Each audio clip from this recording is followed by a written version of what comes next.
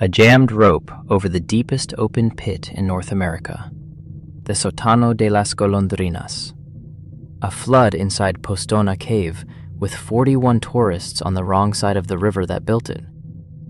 And at Pozo Azul, the longest flooded cave in Europe turns into a fire hose pointed straight at a diver. In today's episode, 3 stories that went horribly wrong. Viewer discretion is advised. In the first story of tonight's episode, the Sótano de las Golondrinas in Mexico is the deepest open pit on the continent. A single shaft dropping 370 meters from a rim of wet green jungle, mist curling over its lip, the air rising out of it cool and mineral against your face. Every dawn, 100,000 swifts pour screaming out of its mouth like smoke in reverse. On March 2nd, 2025, Rafael Oñate stepped over that rim onto a single rope, a rig he had checked twice under his hands. Rafael was 41 years old, a vertical caver from Monterrey with 400 pit descents in his logbook, calm on rope the way surgeons are calm at the table. His daughter had painted the swallows of Golondrinas for a school project the week before. The painting was in the truck. Here is what you need to understand about hanging in a harness. The harness itself keeps score. Hang motionless and blood settles into your legs, pooling where the straps press, giving the heart less and less to work with. Rescue manuals have a short name for it, and shorter arithmetic. A healthy climber hanging still can begin to fade in under 30 minutes. Movement is the antidote, and movement is exactly what a jammed rig takes away. The descent began like 400 before it, the rim crew paying out calls on a crackling radio, his rope creaking softly at the lip, the great wall of the pit sliding past, swifts stitching the shaft of morning light above him. At 160 meters, he paused at a knot crossing, rebuilt his rig around it the way the book says, and dropped on. 100 smooth meters to go, 10 minutes of easy rope. At 210 meters, that is the moment the routine stopped, because a loop of his cow's tail webbing rode up into the descender and cinched, because the knot crossing had left it a hand's width too long, and 210 meters is where the slack ran out. The rig locked solid, welded to the rope by his own weight, turning slowly in the dark like a plumb bob. What he didn't know yet, hanging in the exact middle of the largest open pit in North America, his real enemy was not the jam at all. It was the stillness itself, and this delay would be measured in blood. He worked the problem like a professional, pulling once, hard, and getting nothing back. He unweighted. It bit deeper. Panic knocked. It was postponed. He radioed the rim in a flat voice. Rig jam, 210, starting self-rescue. Because this is the trap of a mid-rope jam. The fix requires a second ascender, a foot loop, and calm. And the clock that matters is not the daylight.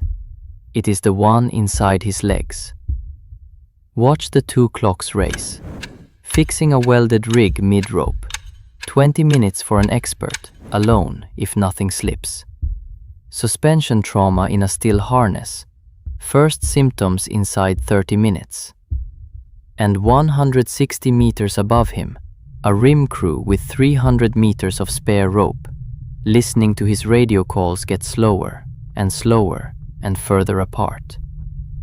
He did everything the manuals ask. He pumped his legs against the air. He stood in his foot loop every minute he could bear it. He built the replacement rig with hands going clumsy, dropped 1 carabiner and heard it ping off the wall 4 seconds later, clipped the spare, kept working. By minute 18, his feet had gone from aching to silent, which is worse. At minute 25, his radio voice went dreamy. The rim crew heard him ask, politely, why the swifts were flying at night. There were no swifts. The pit was silent. They started the rescue drop before he finished the sentence. Their strongest rigger came down the parallel rope faster than the manuals allow, reached him at minute 41, and found the jam already half freed. Rafael had fought it to the last clear minute he owned. The rigger cut the welded cow's tail, transferred him to the fresh rope, and hauled with the rim crew. 160 meters of counterweight lift with an unconscious man breathing shallow against his chest. They laid him flat at the rim at minute 78, and for a moment the medics found a pulse worth working with. The helicopter from Ciudad Valles was 11 minutes out when the pooled blood of the long hang came home to a heart that had nothing left to meet it with. Rafael Oñate died at the rim of the pit he had descended 400 times. With the jam beaten in the rescue textbook, a death the report ruled suspension trauma, reperfusion collapse, survivable by minutes. The webbing loop that started it measured 9 centimeters too long. The report ran 9 pages for those 9 centimeters, and the vertical caving clubs of Mexico now teach the Golondrinas rule with his initials on it. After every knot crossing, remeasure your cow's tail, because 9 centimeters is a life, and 30 minutes is all a still harness will ever give you. His daughter's painting of the Swifts hangs framed in the rescue hut at the rim, and the crews that staged there at dawn watch 100,000 birds pour out of the deepest pit in North America and check their webbing twice. And now, the second story of tonight's episode. Postojna in Slovenia is the only cave that runs its own railway, an electric train that has carried 40 million visitors through 5 kilometers of chandeliered galleries, formations lit like opera sets, a warm handrail under your hand the whole way. Hello. It is caving with the danger removed. Almost. On November 16th, 2023, Vera Cranch took the 2:30 train into the mountain with a tour of 38 visitors, 2 colleagues, and a walkie-talkie she had never once needed for anything but lost gloves. Vera was 44 years old, and she had led 4,000 tours through this mountain over 19 years, fluent in 4 languages, and in every flood mood of the Pivka, the river that carved each gallery she worked in. Her grandfather had been a Postojna guide before her. His carbide lamp hung over her desk. Here is what you need to understand about show caves. The lights and railings change nothing underneath your feet. Postojna is a living river cave, and the Pivka still enters the mountain a few hundred meters from where you buy your ticket. In the big autumns, the river has climbed into the tourist galleries themselves, and the cave rehearses its answer every season. Lights, train, head count, out. The 2:30 tour was Vera's 4,000th, give or take. The Great Mountain, the Spaghetti Hall, the white stalagmite called Brilliant, 38 phones taking the same photograph her grandfather once guarded with a flame. Hello. Above ground, it had been raining for 2 straight days, the car park shining like a lake. Inside, the only weather was the cave's eternal 10 degrees, and the tour ran 20 minutes behind because a visitor had sprained an ankle at the bridge. At the Russian bridge, that is the moment the ordinary tour stopped, because the walkie-talkie crackled with a sentence Vera had drilled for 19 years and never heard live. Flood surge in the Pivka. Evacuate. The lower gallery is going under. The escape plan had already failed in the black water below their boots. What she didn't know, counting heads with her smile still on, the surge had reached the train gallery first, and the last train out was standing in water over its rails. And that delay would now cost them the little green train home. The lights flickered once, cave-wide, and a murmur ran through 38 strangers. Someone laughed nervously. Someone did not. Panic tested the group. It found her instead. Vera's voice arrived in 4 languages, calm as timetables. "Change of plan. We walk. Stay with me." And this is the part that decides everything in a show cave flood. The train gallery is the lowest line in the system, and when the Pivka takes it, the only way out is the old way. Up, on foot, through galleries with stairs her grandfather's generation cut by hand. Watch her arithmetic move. 41 people to walk out. 3,000 meters of gallery between them and the sky. 10 degrees of cave cold working on souvenir jackets. And below them, the river rising 1 meter every 90 minutes through the train gallery, eating the shortcuts one by one. A roar you feel in the handrails before you ever hear it. She split the group by pace, put her strongest colleague at the rear with the ankle case, and walked them out gallery by gallery, counting at every junction like a prayer with numbers. At the concert hall crossing, water was already hissing over the walkway lights, glowing green under their splashing boots. The first shortcut was gone from the map. An 81-year-old man stopped, looked down at the drowned lamps, and asked Vera if this was part of the tour. She said yes, and he walked on happily. At the 400 steps, her radio failed, water in the repeater, and the lights followed 5 minutes later, dropping 5 kilometers of opera set into blackness. 41 phone torches came on, one by one, a constellation on a staircase, and Vera, whose grandfather's lamp hung over her desk, led the mountain's first candlelit evacuation in 80 years by the light of 38 low batteries. The surface crew met them at the emergency exit with blankets and headlamps 2 hours and 10 minutes after the first radio call. Head count at the door? 41 out of 41. In the rain, cheering the guide. The last thing Vera did before stepping out was turn at the threshold and look back down the black gallery. 19 years of habit checking, one final time, that nobody was still trapped below in the dark. The Pivka held the train gallery for 2 days. The report ruled the evacuation exemplary. 41 visitors, 0 injuries beyond the original ankle, and a plan that worked because they had walked it every season with the lights on. The tracks took 3 weeks to repair, and the little train runs again. Vera still guides the 2:30 tour in 4 languages, with the same smile. But at the Russian bridge, she now stops every tour for 10 extra seconds, points her lamp at the dark water sliding under the arch, and tells them the only cave that runs its own railway belongs to the river that built it. The Pivka held these rails underwater for 48 hours once. Nobody who walked out that night has ever argued the point. And for tonight's final story, Pozo Azul in northern Spain is a blue eye of spring water at the foot of a limestone gorge.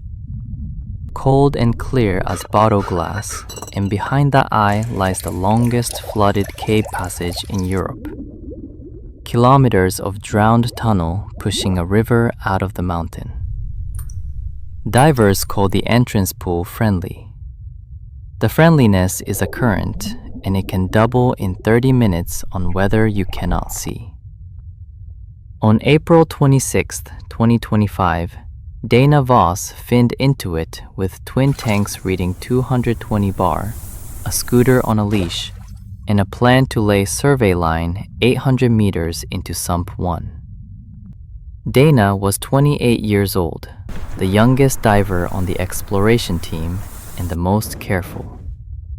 A map maker by trade who had logged 200 cave dives in 5 years.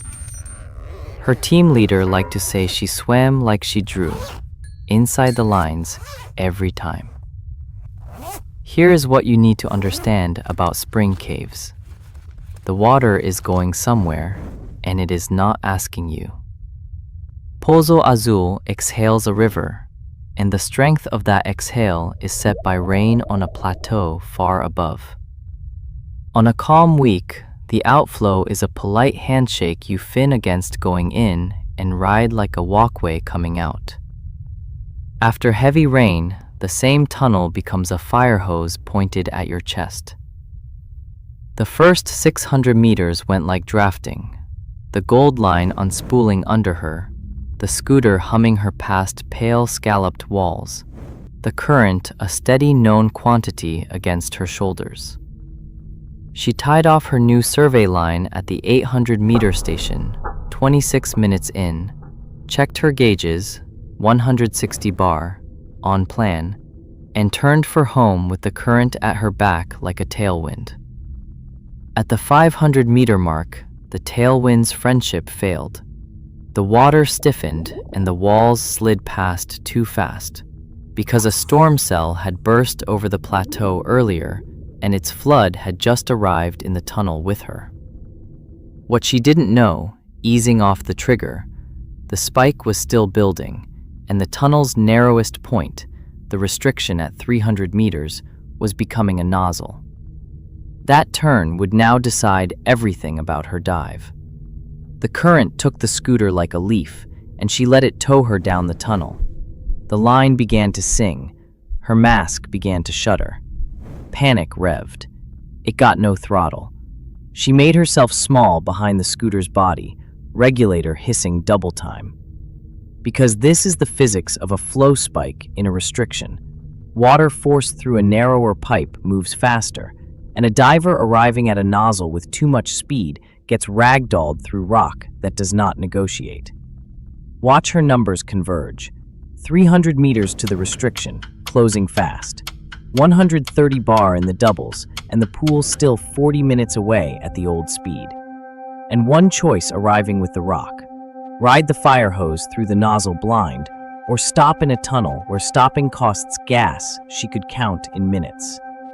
And this is the part that decides everything in moving water. You do not fight the river, and you do not let it aim you. You anchor, you wait, you spend gas on patience. She jammed the scooter nose into a rock notch, clipped herself to the gold line, and hung flat in the roaring dark like a flag. The line sang against her chest for 20 minutes, gravel ticking past like hail. Her gauge walked down through 100 bar, 90, 80. She breathed slow on purpose and read the current with her palm. The spike crested and softened the way spring spikes do, fast in, slow out. And at 70 bar, she felt the water's grip loosen from fire hose to strong handshake. She unclipped, kept the scooter as a shield, and flew the restriction at walking pace, fingertips reading the rock. Her support diver met her at the 200-meter station with a spare bottle and wide eyes. He had watched the pool turn from blue glass to boiling milk in 20 minutes, certain she was trapped behind the nozzle, and had come in as far as sense allowed. Dana Voss surfaced 51 minutes late, with 40 bar in her doubles, a bruise from the line across her chest like a seatbelt mark, and the survey data still clipped to her harness. The blue eye of Pozo Azul was brown to a meter's depth. It stayed brown for 2 days. She survived for exactly one reason, the report concluded. The anchor and weight, executed early, before the nozzle, and the exploration protocol changed that season. No push dives within 48 hours of plateau rain. No exceptions for clear morning skies. Her chest bruise took 3 weeks to fade, and she photographed it before it did, for the team's training slides. Her survey line is still down there, tied off at 800 meters, waiting.